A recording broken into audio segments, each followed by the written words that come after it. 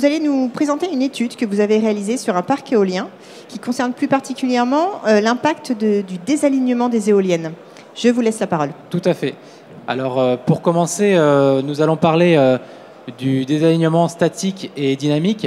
Donc, on peut voir sur le graphique tout en haut à gauche le nuage de points, les points jaunes qui représentent le désalignement dynamique d'une éolienne qui correspond en fait au mode de régulation de la machine avec les moteurs d'orientation de la machine.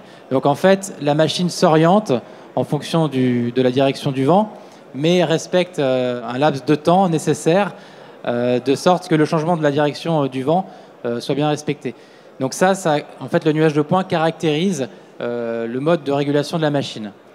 Et ensuite, on a une deuxième notion qui est le désalignement statique, qui correspond à la moyenne de ce nuage de points. Et lorsque cette moyenne ne correspond pas à la valeur du 0 degré qu'on peut voir sur le graphique, on note en fait que l'éolienne est désalignée par rapport à la direction du vent. Donc en fait, dans cette étude, nous avons étudié l'impact du désalignement statique sur la production d'une éolienne. Vous avez utilisé quel matériel pour mesurer ça ?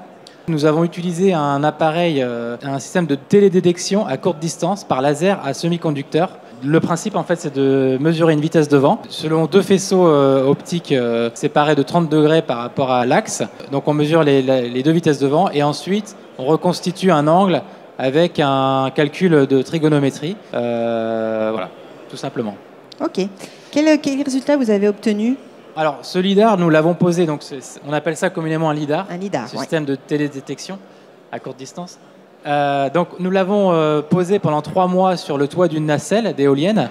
Et alors, la méthodologie appliquée, c'est-à-dire que toutes les 30 minutes, nous avons mis un offset dans l'automate de 7, 0, moins 7 et moins 14 degrés. C'est-à-dire que l'éolienne s'orientait ou se désorientait selon ce programme. Donc, pendant 3 mois.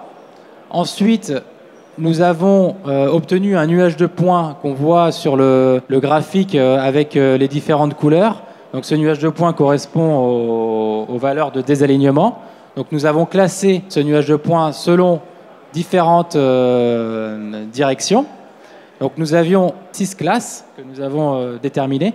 Et ensuite, avec ces 6 classes, nous avons déterminé 6 courbes de puissance qu'on voit sur le graphique en bas à droite. Ayant obtenu ces 6 courbes de puissance, nous avons modélisé une production d'énergie annuelle avec ces 6 courbes de puissance en fonction de ces 6 classes de désalignement.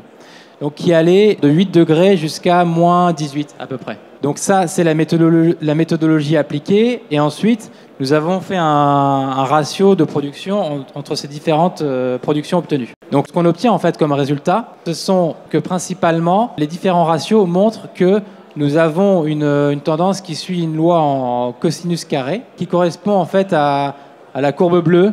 Donc ça suit la courbe bleue, ici, principalement. Donc ensuite, si on veut modéliser, c'est-à-dire les pertes de production par rapport à cette loi, si on prend un exemple ici, par exemple, pour 7 degrés, alors on peut considérer aussi également qu'en conclusion, le désalignement est significatif dès lors qu'il est supérieur à 5 degrés.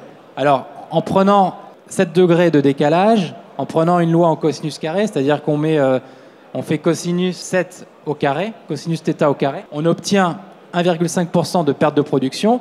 Pour une éolienne de 2 MW qui fonctionnerait à 2200 heures de fonctionnement à puissance nominale sur une année, donc 2200 heures, pour un tarif de rachat de l'électricité de 90 € le mégawattheure, alors on obtient une perte de production annuelle de 6 000 €. Oui, donc c'est pas anodin du tout pour un producteur éolien.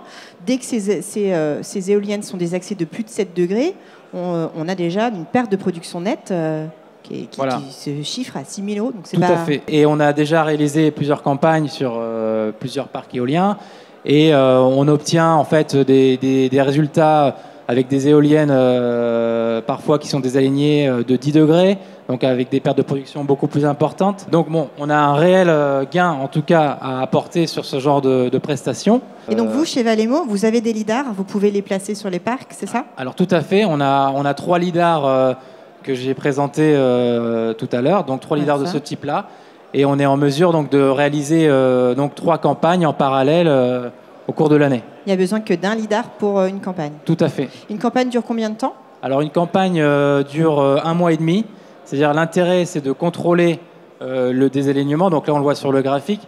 On a à peu près moins 5 degrés. Ouais. Et ensuite, l'intérêt, c'est de contrôler a posteriori que la machine a bien été réalignée. C'est-à-dire qu'on a des discussions avec le turbinier pour réaligner la machine. Et dès lors que la machine est réalignée, alors on contrôle que cette moyenne de moins 5 remonte bien à 0 degré. Oui. Voilà, vous contrôlez derrière que l'amélioration est bien là. Tout à fait. Tout a été remis dans le bon axe. Tout à fait, que c'est en place. Bien. Voilà. Merci, monsieur Delmas.